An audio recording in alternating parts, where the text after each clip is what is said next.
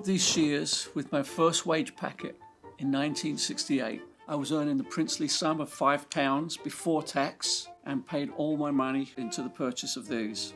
They're 14 inches long, probably weigh, a couple of pounds or so. The name on the side is Wilkinson's, but you can't read it anymore.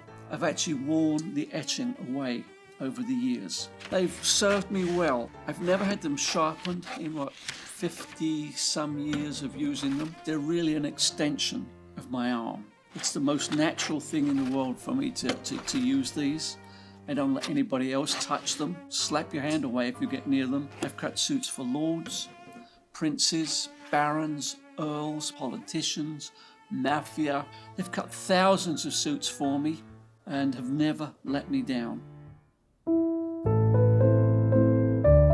I started my business 3 months past my 21st birthday. That's December of 1971. And at 21, as you all know, you think you know everything. But there I was a year or two in. I had several suits hanging up that clients had thrown back at me. I'd paid for the cloth, I'd paid to have it made, and then when the clients didn't accept it, I had to give deposits back. And it was really tough. I was going home, I literally was not eating. But I was sitting there while I was looking at these suits, I'm trying to work out why they'd thrown them back at me. I thought they were very good. It turns out I was a 21-year-old trying to put my idea of a suit on a 55-year-old stockbroker. On another occasion, I had this man, Mr. Rosenberg, had a very difficult body, and I was struggling. I really did not have the ability at that time to fit a body such as his. He could see how I was struggling, and he turned around and said something to me, and I said, the thing is, Mr. Rosenberg, you've got a very tough body. And he turned around and looked me straight in the eyes, and he went, God's work is perfect, yours is not. And of course, he was right. My job was to work with what his body is, not complain about it. And here I am 55 years later. Every time I start measuring a client, Mr. Rosenberg's statement to me comes to mind. A number of years ago, I was sitting in this very chair and the phone went, and there's a lady on the phone said, would you make a suit for Robert DeNiro? Like I'm going to say no. It was for a movie called The Good Shepherd. During the course of the fittings, he turned around and looked at me and said, Leonard, there's a scene in this movie in a London tailor shop. Would you like to be in it? I eventually got the part. I had to audition for it, which surprised me. The way I like to term it is that Matt Damon had a talking part with me in this movie. Both single-breasted? Yes. 2 or 3 buttons, sir? 3 buttons. If you might come this way, please, sir.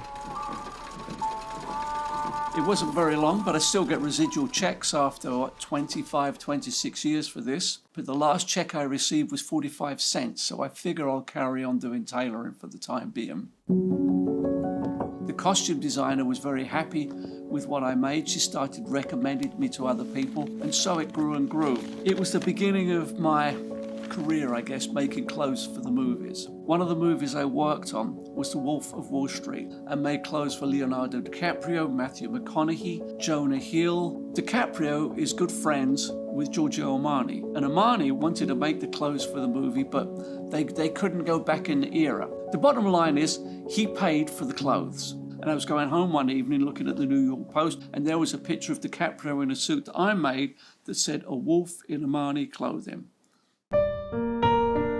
The first movie I worked on with Denzel Washington was American Gangster. The costume designer came in to see me to interview me about working, and she's sitting in one of the chairs and she's asking me, well, you know, Len, this is set in 1970s. We have flare bottoms, we have this, we have that. Do you think you could do it? I said, well, not only can I used to wear these, I'm that old. I went on and made all the suits for Denzel. I actually gone up to Harlem to see him in the trailer one day, and 2 days later they were working at the Hilton Hotel, which is about 2 blocks from where I'm sitting right now. The costume designer called me, we have a problem. What had happened when they moved the clothes from Harlem to Midtown, they'd squashed the shoulders. So I brought it back and pressed it, and on the way back to the trailer, she called me up. She said, it's costing $10,000 a minute while we're waiting for this suit.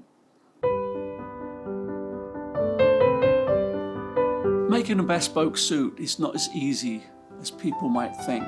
The suit is made for just one person. It will fit nobody else properly. It's very important to understand the nuances of a man's posture, whether he stands erect, has a round back, one shoulder lower than the other. If you pick all these things up when you measure, you stand a better chance of having a better suit. I start with a plain piece of brown paper.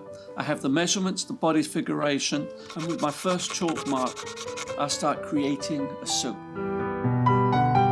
I've had clients with all sorts of shapes and sizes. 6'8" and skinny as a bean, 5'4" and like a bowling ball with a head on it. I cut the paper pattern out and place it on a 2-dimensional piece of cloth on my cutting board. And from there I have to turn it into something that is 3-dimensional, that looks good, feels good, is functional. You need to be able to put your arms around your wife, drive your car, eat a meal. And it also has to pass muster with everybody, your boyfriend, your girlfriend, your husband, your wife, whatever it happens to be. And sometimes that's where the problems lie, is pleasing the other people. I'm happy, the client is happy. Not always those around, but that's part and parcel of what people pay me for.